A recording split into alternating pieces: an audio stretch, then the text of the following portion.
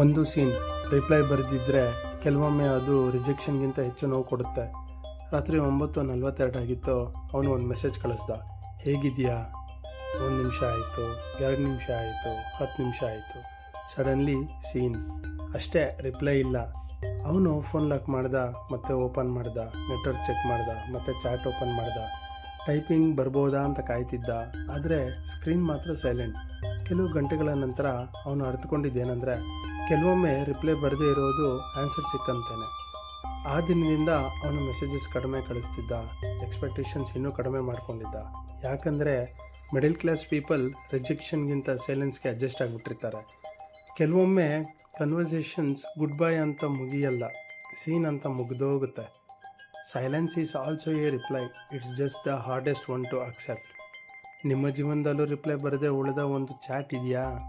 ಈಗ ಆ ಕತೆ ನಿಮ್ಮದೇ. ಇಂತಹ ಮನಸ್ಸಿಗೆ ತಾಕುವ ನಿಜ ಜೀವನದ ಕಥೆಗಳಿಗಾಗಿ ಸಬ್ಸ್ಕ್ರೈಬ್ ಮಾಡಿ ವಾಲ್ಮೀರ ಸ್ಟೋರೀಸ್.